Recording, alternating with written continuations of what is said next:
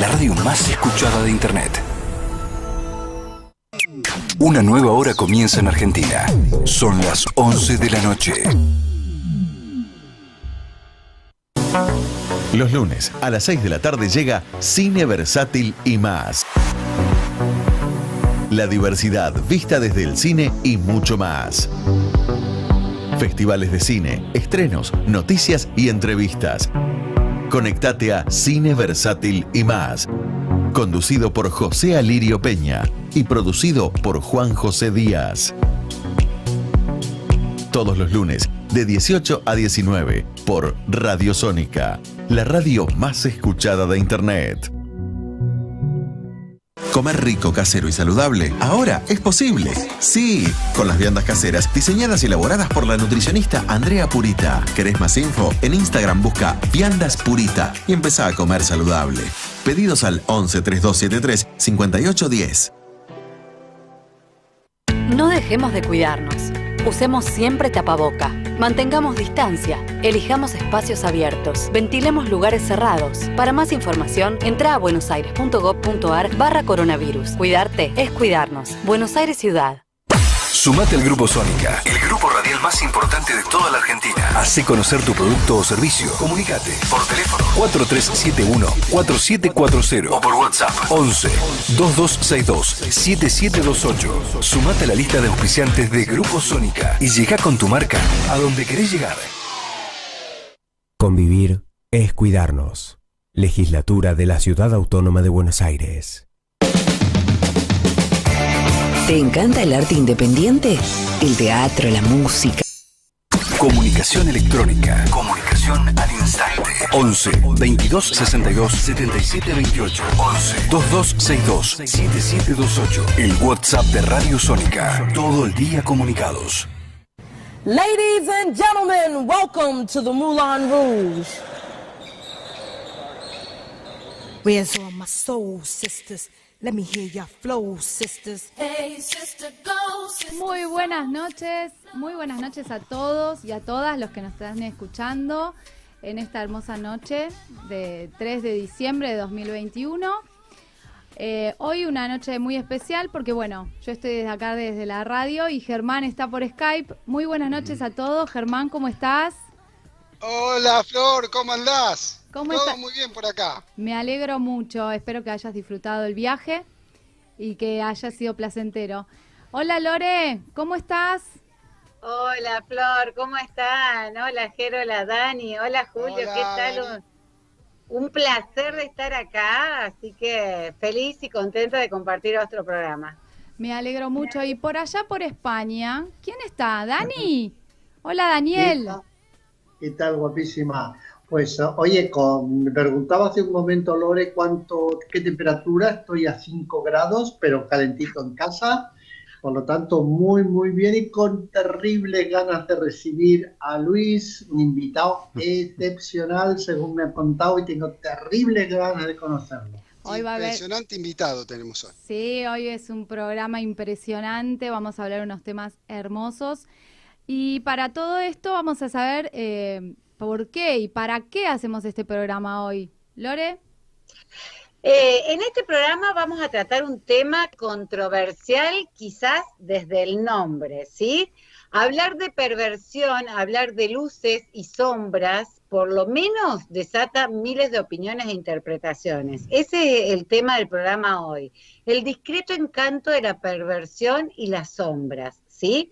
La idea es tratarlo con un profesional que lo haga desde un lugar respetuoso, tratando de mostrarnos que hay un más allá de todo lo que sabemos, o quizás algunos ya lo saben. Siempre en estos programas queremos informar, tocar diferentes temas con respeto y con mucha alegría de acompañar en el aprendizaje de muchas personas, inclusive nosotros. En cada caso, en cada cosa que vivimos, hay luces y hay sombras. Acá vamos a indagar de ello y nos va a permitir distinguir cosas nuevas que hasta ahora quizás no conocíamos. Así que los invito con Luis a no perderse ni un segundo, que les va a encantar. Bueno, muchísimas gracias, Lore. Y ahora, antes de presentarlo a Luis, que lo tengo acá enfrente mío, vamos a nombrar las redes en las que nos pueden mandar sus preguntas, sus consultas, Y las redes son en Instagram, @sexondaradio, en Facebook, Onda Sex Radio, por el mail, sino en sexondaradio@gmail.com, o por WhatsApp, que también estamos contestando, es el 11 65 55 9296. Ahora sí, Germán. Bueno, vamos a presentar a Luis. ¿Quién es Luis?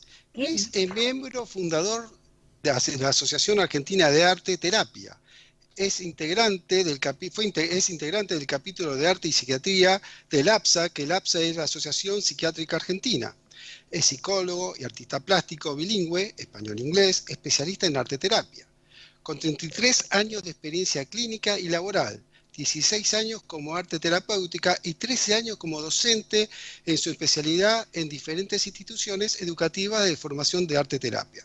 Por su compromiso social con la salud, el arte y la educación emocional, ha sido invitado para facilitar talleres y disertar en congresos en el país y en el exterior, referidos a la arte terapia como una herramienta de transformación profunda, generación de contexto de sanidad y de mejora de la calidad de vida.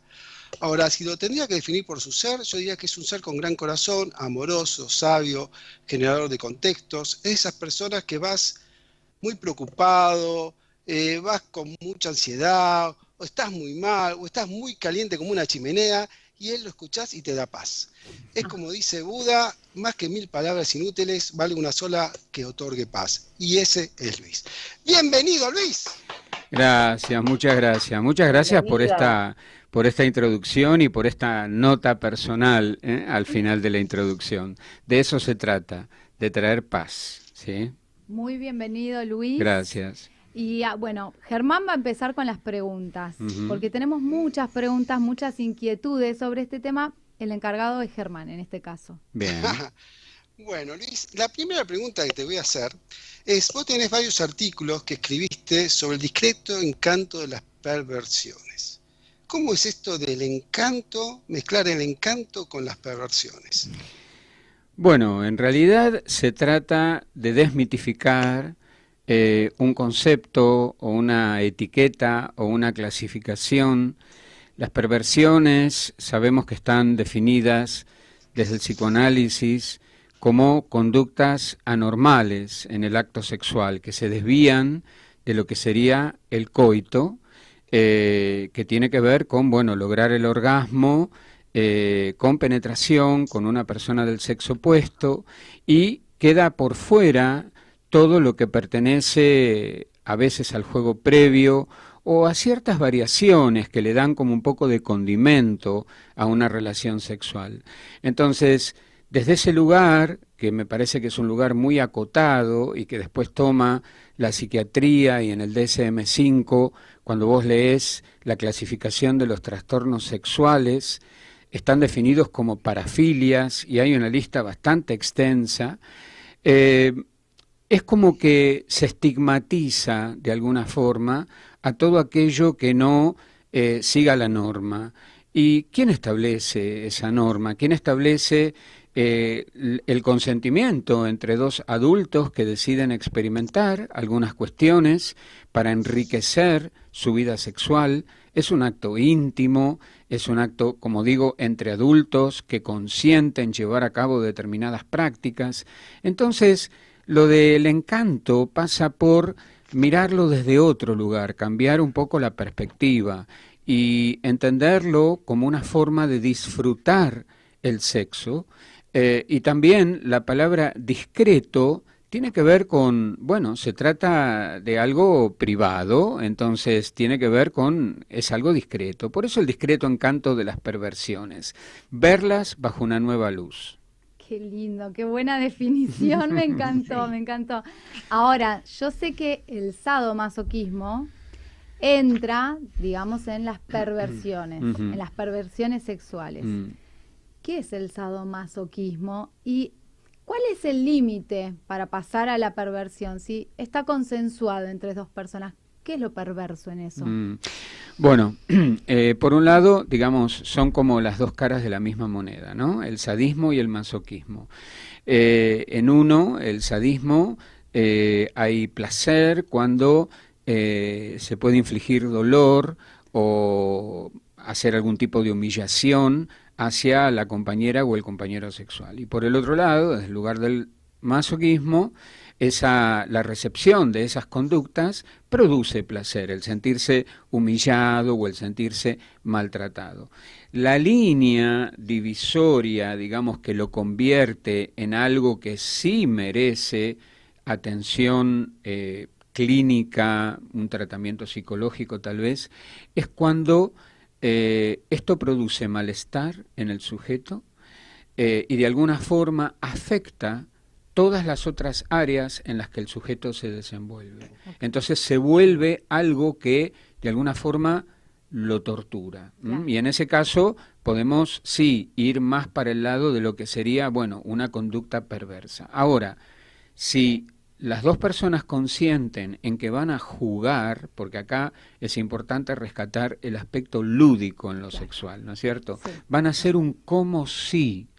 Y entonces en ese como sí, cada uno va graduando, obviamente, hasta qué punto acuerdan llegar.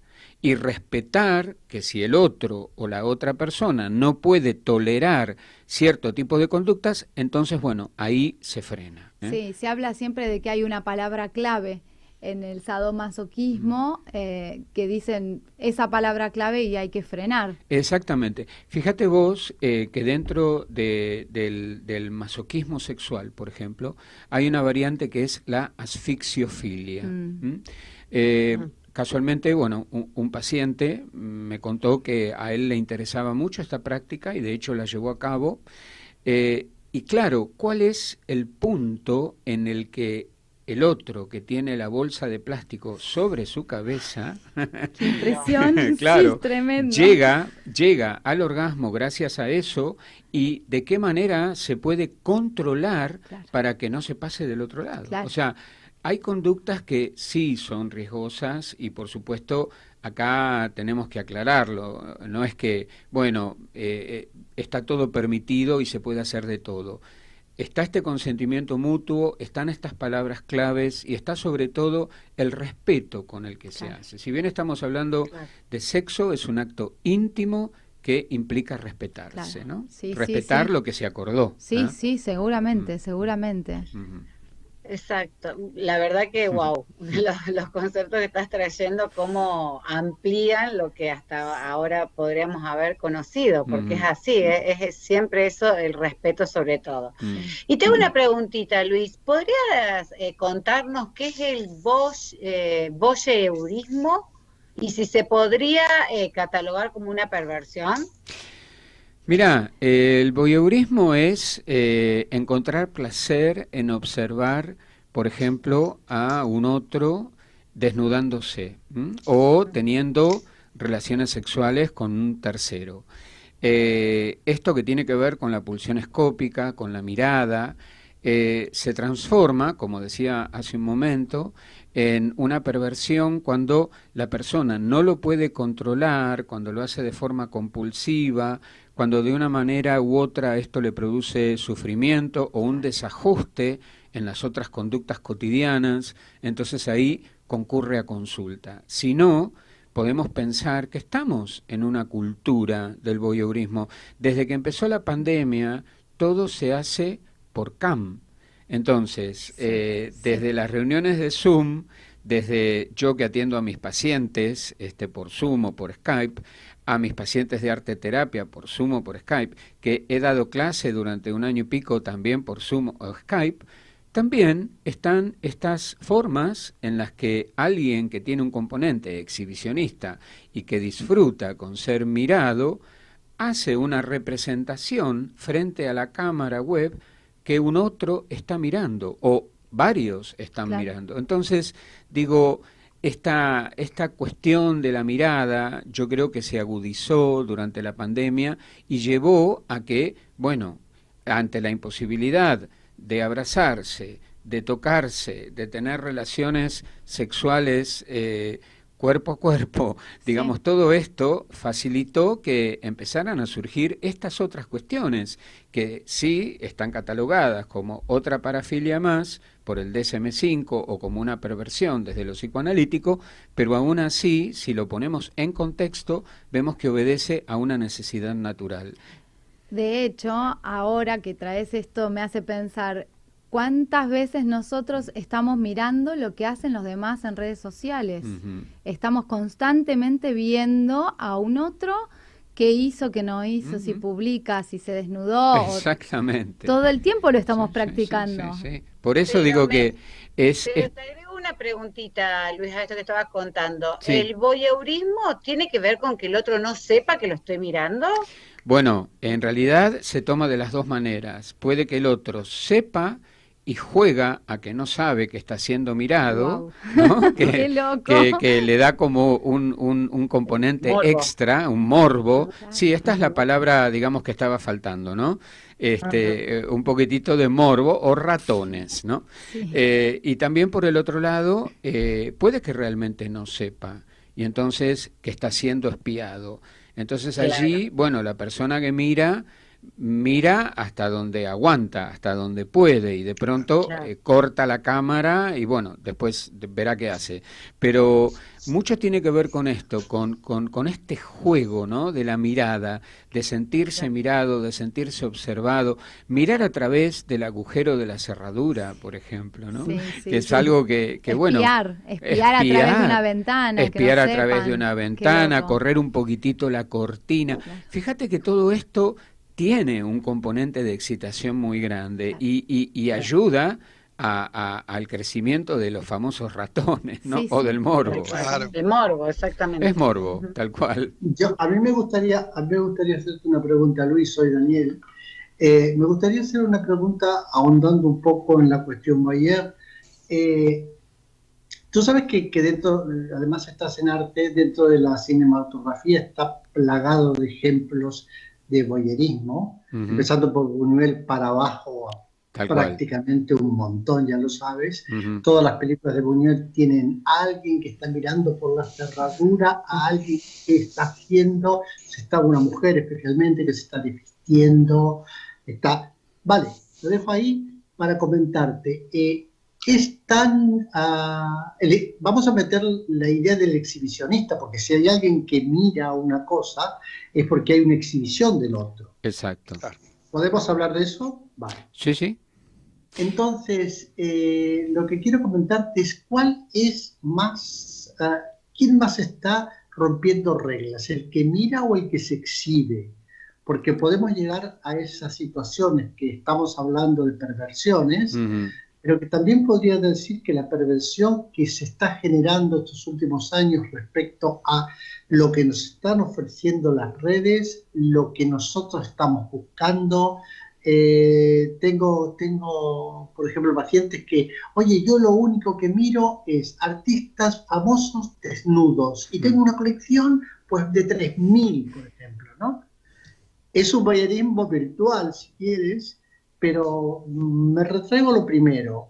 ¿Quién es el pervertido? ¿O son los dos? El que se exhibe porque sabe que lo miran, en ese caso, suponemos eso, a veces que no, o el que está mirando, el voyeur de aquel terriblemente profesional, ¿no? Yo me inclinaría por el que se exhibe, porque el voyeur, si se quiere, tiene como... si bien la mirada va hacia ese otro que está o esa otra que está observando, tiene una actitud contemplativa, pasiva, mientras que el que se exhibe es altamente activo en su actitud, en ese exhibicionismo que va desde sacarse la ropa de determinada forma, hasta tocarse zonas del cuerpo de determinada manera, hasta decir o manifestar ciertas cosas que quisiera que se le haga de determinada manera. Yo creo que tiene una participación más activa y si lo vemos desde el ángulo de lo perverso, yo creo que está más en el exhibicionista que en el voyeurista. Y el exhibicionista, de todos modos, es un poco, como hablábamos recién aquí, bueno, todos, que quienes estén en una red social están exhibiéndose. No, obviamente no hace falta exhibirse sin ropa, pero cada cosa que hacen, vestidos, pero... lo que están comiendo, lo que están tomando, la ropa que tienen puesta ese día, cómo están desayunando, o sea, es como una vida en cámara hacia los otros. Así que yo creo que hay por ahí un exceso, ¿no?, de exhibicionismo. Claro. Hay una cosa que se está hablando últimamente, y seguro que viene vamos, de los griegos, pero la cuestión de que un marido ve a su mujer con un tercero sin que él intervenga en la relación, ¿vale? Que funcione realmente como un voyeur, y esta es una parte del asunto, el goce que hay de ver a tu mujer o a tu marido estar en relación con alguien delante tuyo, ¿vale? Como cosa primera. Y segunda, una cosa que estoy escuchando muchísimo es aquellas personas que tienen la pareja relaciones exteriores, que no tienen nada que ver con la cuestión de intercambios ni todo esto, ¿no? Sino que tienes relación con una persona fuera de la pareja y lo que le interesa luego a la pareja es la narración, el discurso, qué te ha pasado, qué has sentido. Resuena mucho en el oído y entiendo que debe ser una de las cosas verdaderamente morbosas, ¿no? Sí, yo diría que hoy día las parejas tradicionales, tal cual solían conocerse en el pasado, de algún modo se han desarticulado, ¿no es cierto? Y esto también tiene que ser consensuado. No estoy hablando de swingers, estoy hablando de parejas abiertas que conviven, que se aman, ¿por qué no?, pero que sexualmente tal vez funcionan cuando está ese componente de la narración de la aventura que vivió él y la aventura que vivió ella por separado. Esto tiene que ser negociado con mucha claridad, porque también he visto parejas que lo han practicado y se han disuelto porque no lo han podido soportar. Esto implica estar muy seguro, no solamente de la fortaleza del vínculo, sino de los límites que cada uno se impone para no perderse. Perderse quiere decir, de pronto decir, bueno, encontré a otro que me satisface más y entonces te dejo. Y esto muchas veces es planteado como una opción, a ver si no se puede mejorar o no se puede suplementar ciertos aspectos de lo que es el vínculo sexual. Por otro lado, esto que vos decías al comienzo, ¿no?, el marido que ve a su mujer teniendo relaciones con otro hombre, también, digamos, esto tiene que formar parte de una negociación, porque hay en el fondo algo del orden de sentirse humillado o una herida en el ego, porque por más abiertos que seamos de mente, hay ciertos límites y hay ciertas cuestiones que realmente nos hieren, nos lastiman. Y entonces es esto de, bueno, esto me produce placer verla, pero veo que tal vez como goza con ese hombre, no goza conmigo. Entonces, ¿qué es lo que está pasando en mi vínculo, ¿no? Es el tema este de la sexualidad es muy álgido y es altamente complejo y extremadamente variado, ¿sí? Claro. Y lo último, aquellos profesionales que trabajan con perversiones, ¿cuál es el rating? Quiere decir, aquellos clientes que vienen porque ya no soportan la perversión en su propia piel, ¿en qué calidad de que vienen? O sea, ¿cuáles son las más conocidas? Hay perversiones que son terribles, pero que tampoco son muy conocidas, pero hay otras que sí, que son bastante. Cuando va un cliente a ti, si tuvieras que poner palitos, oye, ha venido este porque es un voyeur, ha venido el otro porque no sé qué, ¿cuál es el rating de esto? Yo diría que va a la delantera el sadismo-masoquismo. Sí, es el que y es el más conocido. Es el más conocido y es el más, diría, de alguna forma practicado, ¿no? Y luego el par, voyeurismo, exhibicionismo, ¿no? Pero bastante lejos. Después hay otras, ¿no es cierto? Hay clientes, hay pacientes que consultan, ya sea por fetichismo o por froteurismo, que es esto, ¿no?, de apoyar a alguien Y esto pasa mucho en los medios Sí, de en los transporte colectivos, público, trenes, claro, Claro, tremendo, ¿sí? tal Y después, bueno, ya tenemos cuestiones, sí, mucho más pesadas, mucho más serias y comprometidas, como la zoofilia, la necrofilia, la pedofilia. Ahí sí ya estamos en un terreno realmente perverso y que, bueno, implica una imposibilidad de adaptación y además, bueno, conlleva mucho peligro, ¿sí? Ujú. Sí, peligro incluso en el caso de la pedofilia, peligros legales, ¿eh? Absolutamente, Claro, absolutamente. claro, claro. Sí. Vale, oye, dejo la palabra porque me la he pillado así. Germán. Pobre Germán. Bueno, Dani, muchas gracias, Dani. Luis, yo te quería preguntar sobre las sombras. ¿Qué es para la sombra? ¿Qué es la sombra para Carl Jung? ¿Y cómo influye en las relaciones y la sexualidad? Y si también influye en esto de la perversión que estamos hablando ahora.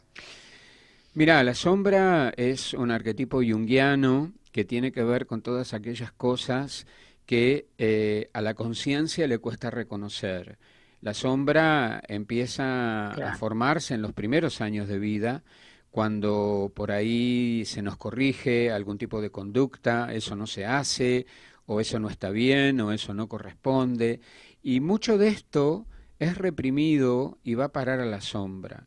Son contenidos no asumidos que nos acompañan a lo largo de nuestra vida, salvo que hagamos, que es mi especialidad, ¿no? Un análisis junguiano, y entonces trabajamos para integrar la sombra, porque al no integrarla es un componente disociado que se proyecta sobre el otro, y siempre que vemos a alguien que exageradamente critica a otro por una conducta que le molesta, pero de una manera, digamos, exagerada verdaderamente, allí hay un componente sombra, o sea, un elemento que esta persona no tiene asumido y que nosotros, a partir de ejercicios específicos, la ayudamos a integrar.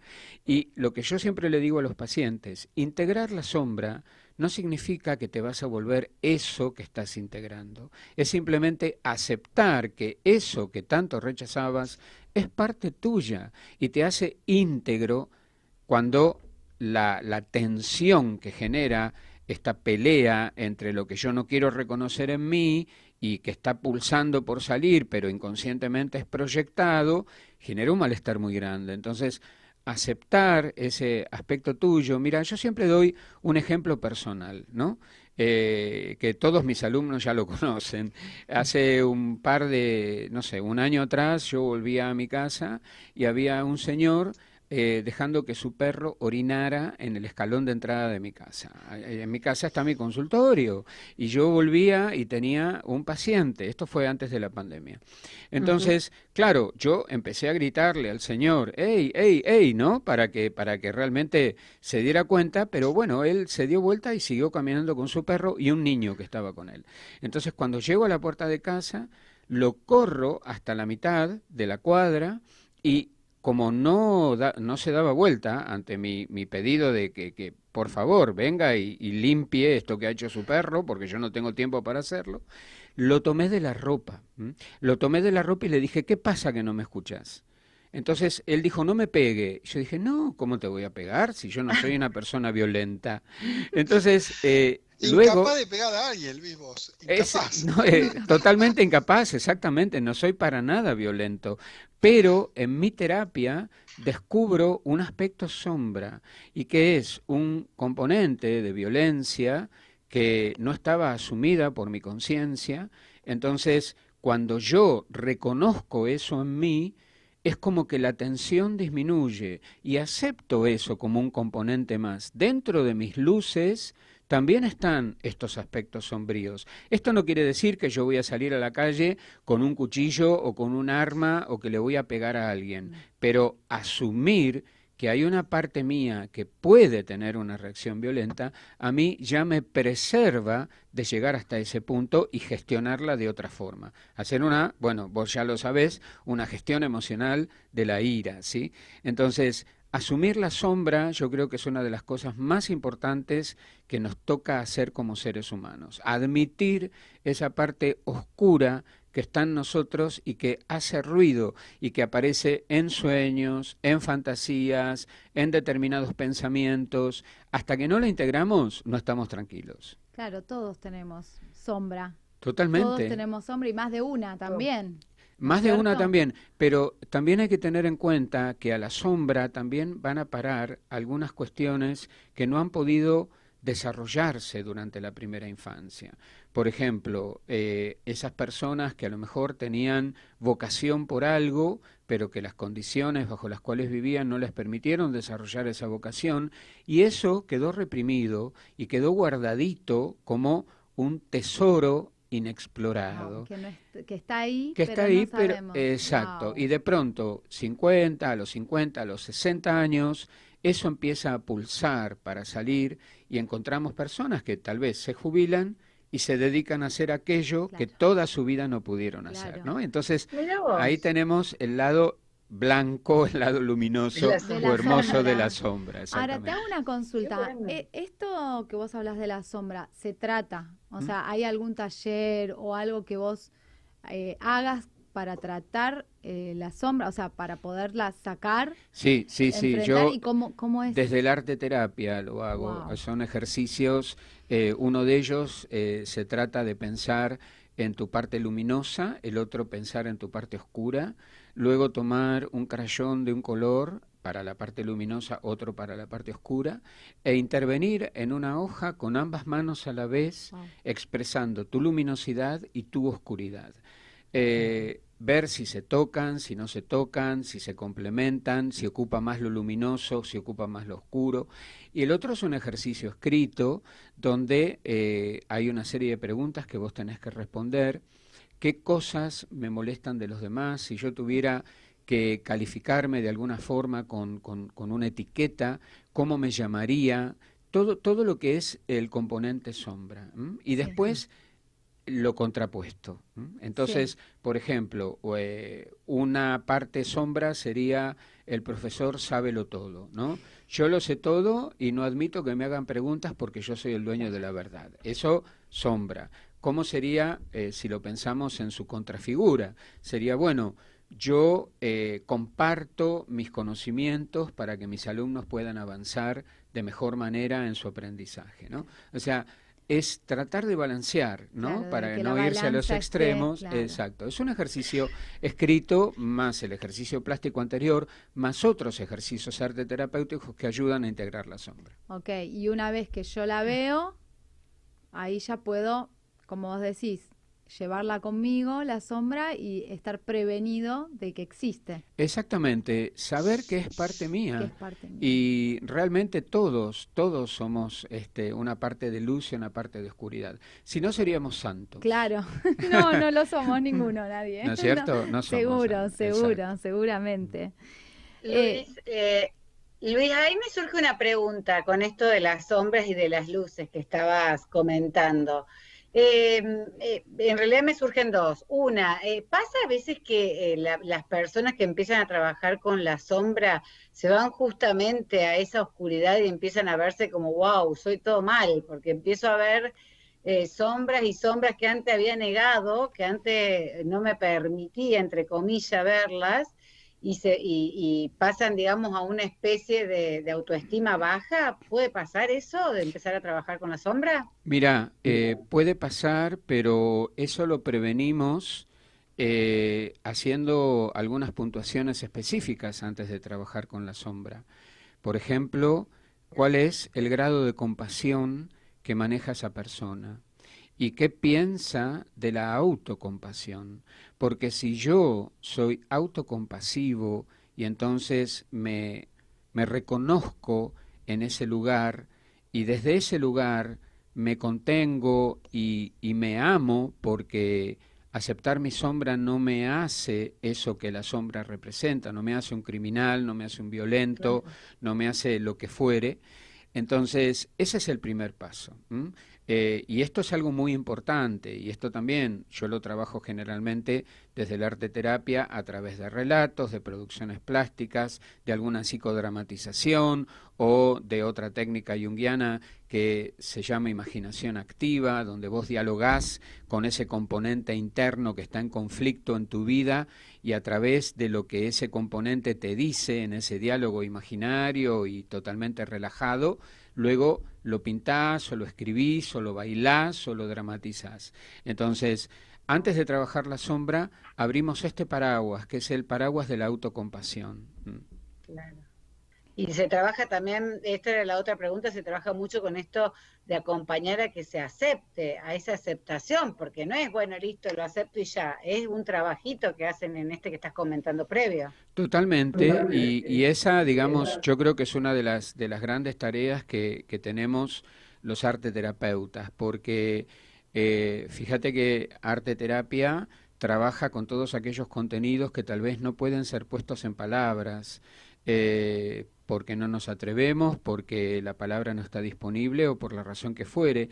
Y a través de la imagen hay una comprensión mucho más certera, mucho más completa de todas esas cosas que me están molestando y que yo no puedo articular verbalmente. Entonces empezamos con ese trabajo de la autocompasión a través de relatos que llevan a que la persona empiece a pintar o a dibujar todo aquello que tiene que ver con comprenderse a sí mismo, escucharse a sí mismo, aceptar esos errores, entre comillas, o esas fallas, entre comillas, que supuestamente siente que tiene.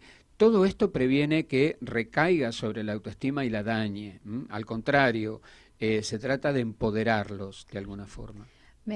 Cuando hablabas de dibujar, me trae, ¿no?, a los niños, a volver como a ser un niño y expresar por medio del dibujo todo esto que sentimos y que muchas veces con la palabra no nos basta o no podemos decirlo, porque hay muchas cosas que tenemos guardadas y no se pueden decir. A través de los dibujos me recordó a esas situaciones, ¿no?, de niños. Sí, tal cual, exactamente. Yo siempre le digo a los pacientes que traten de hacer de cuenta que tienen nuevamente 4 años o 5 años y que no hay acá un maestro que juzgue si los colores están bien usados o si el dibujo está bien hecho. Se trata de expresarse y de jugar y de aceptarse, no de tener un juicio valorativo, que es algo que, bueno, viene en la educación desde larga data, pero también es algo que proviene de la historia del arte, ¿no es cierto? Lo que está bien hecho, lo bello, lo estético, y todo lo que no encaje con ese modelo pareciera que, bueno, está mal, y si yo no puedo dibujar como Miguel Ángel, entonces mejor no dibujo. Claro, tal cual. Y ahora me surge una pregunta, ¿no? Todo esto llevado a la sexualidad. ¿Hay sombra en la sexualidad? ¿Qué sería o qué has escuchado de descubrimientos de sombra en la sexualidad? Las personas que, por ejemplo, critican ciertas costumbres sexuales que otros tienen. Pero qué vergüenza, pero cómo se atreve, pero esto es una inmoralidad. Y yo siempre digo, bueno, a ver, si tanto molesta, hay sombra. Hay sombra. ¿Qué no está aceptado por tu conciencia que tenés que ser o ponerte en semejante juez de la conducta de los demás? Sí, ¿no es cierto? Sí, bueno. Si no se han metido contigo, entonces allí no hay lugar para criticar. Y si hay crítica es porque algo te pica. Claro. Entonces, bueno, veamos de qué se trata. ¿Sabés qué? Me pasó una situación una vez, hacía terapia y estaba por empezar a vender, yo vendo productos sexuales, juguetes sexuales. Y le cuento a la psicóloga y me dijo que era perverso. Y yo dije, ¿en qué campo me estoy metiendo? Y digo, bueno, ahí estaría su sombra, capaz algo Totalmente. Perverso para ella. Claro. Era su sombra, mirá. Claro. Jugar al otro por lo que hace, mira vos, es muy bueno. Y qué dañino que puede llegar a ser. Sí, eso. sí, Claro. a mí me condicionó bastante tiempo decir, bueno, estoy haciendo algo realmente perverso y no. ¿No? Bueno, para nada. Definitivamente no. Definitivamente Te no. compro. Sí, Bueno. Dale. Germán. Luis, yo quería ahora. Perdona. Luis, yo quería comentarte esto. La sombra en el ser humano es también su lado oscuro, una palabra que a mí me fascina y que ha enloquecido a muchísimos gente de arte en general, ¿no? El lado oscuro, lo oculto, lo que hay detrás. Y se han hecho, yo provengo del mundo del teatro y se han hecho realmente monumentos de esa cuestión, de mostrar incluso el lado oscuro del teatro, de mostrar un poco las tripas del asunto en toda una corriente de ese tipo, ¿no? Pero en realidad es lo que Freud llamaba el inconsciente. O sea, son aquellos componentes mentales, los deseos, por ejemplo. Sí, forma parte de todos esos elementos que han sido reprimidos y que están bien guardados en el inconsciente, ¿sí?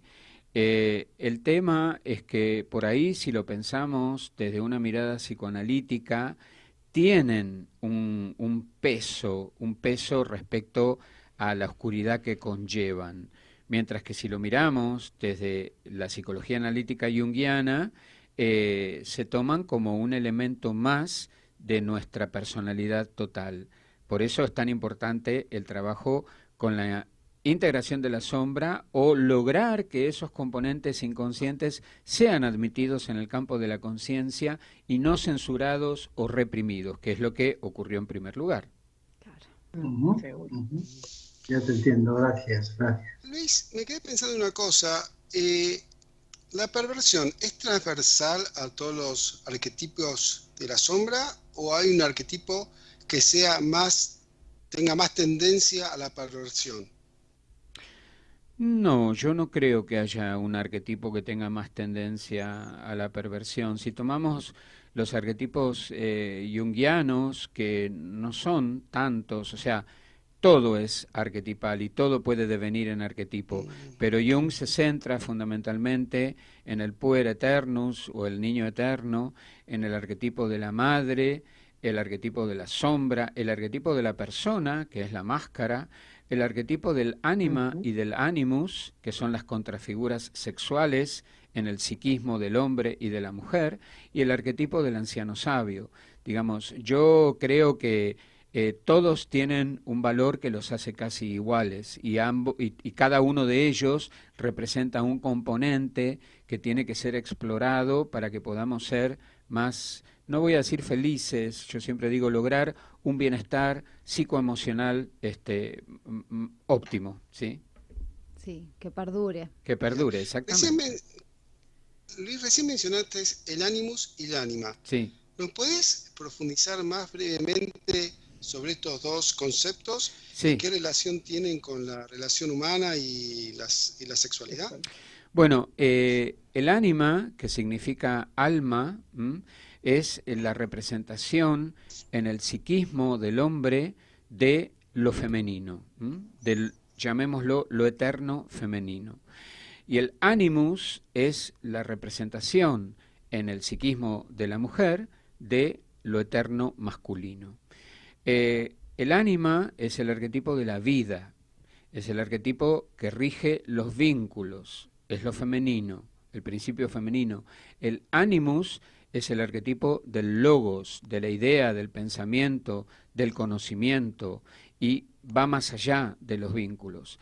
Entonces, Jung estableció una escala de imágenes ánima e imágenes animus, esto es, una escala de imágenes femeninas y de imágenes masculinas, en base a las cuales las personas hacen su elección sexual. El tema es que tanto uno como el otro generalmente se proyectan, y si se proyectan tienen un carácter ilusorio.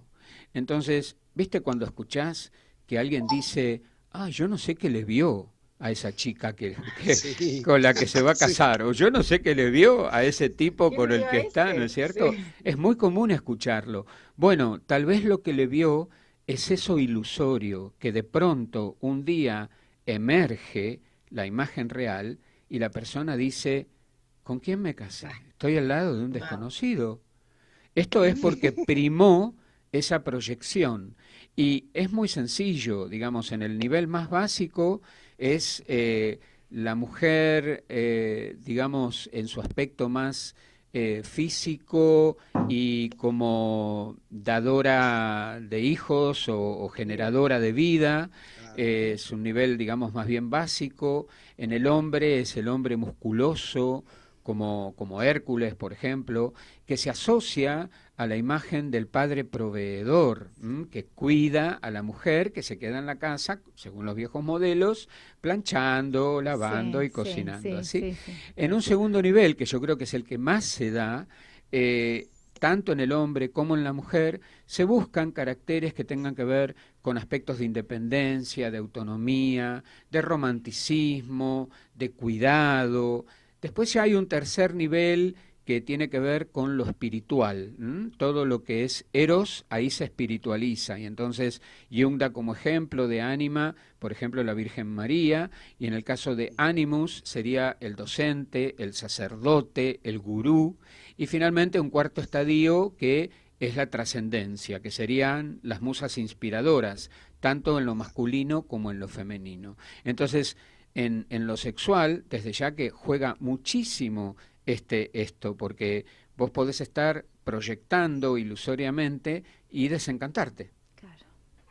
Qué loco, sí, sí. ¿Y dura mucho, y Luis, dura mucho esta etapa ilusoria? ¿Normalmente o cómo se lleva a cabo? Mira, a veces hay personas que tardan toda una vida en darse cuenta. Wow. Porque no te olvides que acá juegan mandatos, creencias, el deber ser, esta fue mi elección y yo me la aguanto. Hay muchas variaciones individuales que llevan a una vida de insatisfacción. Y hay personas que se quedan en esa vida de insatisfacción, que no buscan ayuda o que tal vez no quieren compartir esto que les pasa por prurito. Y entonces, allí hay malestar permanentemente, ¿viste? Lo aguantan, claro. Sí, soportan porque fue su elección. Exacto. Dani, ¿querías preguntar algo? Sí, yo iría un poco más atrás de lo que estábamos hablando en este momento, porque Luis, he leído de ti un artículo que me interesó muchísimo, será mi sombra. Sí, puede serlo, que es fetichismo y fetichismo transvestista. Ajá. O sea, creo que es un súper temazo, aquello de transvestirte, cambiarte, vestirte de mujer, o incluso no solamente de mujer, sino en ciertas relaciones sexuales, hacer roles que tienen que ver, estoy vestido de guardia civil, de policía, me trasvisto como tal con algo de poder. Yo supongo que los alemanes se deben transvestir muchísimo, y eso, que he visto cosas sobre el asunto y amigos con uniformes hitlerianos, todo ese tipo de cosas, ¿no? Que son muy fuertes como imágenes, ¿no? Pero ¿cuándo comienza? ¿Qué es el fetichismo en este caso? Que entiendo por tu artículo que te puedes fetichear pues hasta de un zapato, de un tacón aguja, pero ¿dónde nace esta cuestión? ¿En qué momento empieza a trabajarse ese tema de transvertirte, de tener fetiches sexuales? Que tú transformas como sexuales. Sí, claro. Bueno, muchas de estas... Háblame de eso porque es un tema que lo que te decía, igual es mi sombra, coño. Es la noche de las revelaciones esta. Sí. Mira, yo creo que, como muchas de estas cuestiones tienen su origen durante la infancia. Donde, por ejemplo, en el caso del fetichismo, hay algo del orden de lo que podríamos llamar el objeto parcial, ¿no es cierto? Una parte del todo que reviste una carga de excitabilidad que lo hace elegible por sobre muchas otras cosas. Entonces, cualquier objeto puede cobrar esa significación y representar un objeto sexual, que no es un objeto total, es un objeto parcial. Por supuesto que esto es sí una de las parafilias, y ahora podemos pensar de más complicado tratamiento, ¿sí? Porque implica una desvinculación con un otro completo, sino que pasa por enamorarse o excitarse con su pie o con un dedo o con su ropa interior o con su cabello, digamos, cualquier cosa puede tomar ese lugar de objeto sexual. Una vez en Discovery, en un canal de televisión, había un hombre que sufría muchísimo porque estaba enamorado de su auto. Pero él tenía hasta relaciones sexuales con su auto y vivía dentro de su auto y era una locura. Exactamente, bueno, acá por eso digo, ya sí nos movemos al terreno de las parafilias, porque acá vemos que hay sufrimiento, hay inadaptación o desadaptación, y también por el lado del travestismo. Esto, digamos, en realidad es una fase muy normal que le ocurre a todos los niños y a todas las niñas, especialmente a los varones, el querer vestirse con las ropas de su madre y ponerse los zapatos de su madre y andar caminando por ahí como si fuera mamá, como una forma de entablar una especie de identificación. Ahora, cuando ya la persona crece y esto persiste, bueno, digamos, mientras no incomode a nadie y mientras la persona no se sienta desajustada respecto a colocarse unas ropas maravillosas, maquillarse y jugar por un rato a ser la señora de la casa, bueno, está perfecto. A mí me parece que allí no hay nada que objetar. Es, insisto, solamente cuando aparece el malestar, y esto lleva a problemas en lo laboral, en lo social, en lo vincular. Ahora, te hago una pregunta. Esto no tiene nada que ver, por ejemplo, con el ser una persona travesti en el futuro. O sea, no tiene nada que ver con el travestismo del futuro. Siendo niños, nada tiene que ver con eso, con que vayan en el futuro a ser travestis, nada que ver. Es un juego, claro, es una fase. Claro. Luego sí puede pasar que alguien quede fijado en esto y después devenga. Entonces, bueno, ya ahí estamos hablando de otras cuestiones, claro, ¿no? Habrá que indagar si hay lo que el DSM-5 clasifica como disforia de género, ¿no? O sea, haber nacido un varón y de pronto descubrir que o sentirse mujer, claro, ¿no? Y ahí ya vamos para otro campo. Para otro lado, ya vamos para otro terreno, sí. Perfecto. Luis, hablaba del tema, me hizo un poco de sentido esto del tema de la molestia, ¿sí? Y me surge la pregunta, ¿cuándo una persona va a tratar el tema de las sombras? ¿A partir de qué? ¿Cómo se da cuenta para saber que puede acercarse a tratar estas cuestiones? Mira, por lo general, en mi experiencia, es cuando los pacientes sienten que nada les viene bien y nadie les viene bien.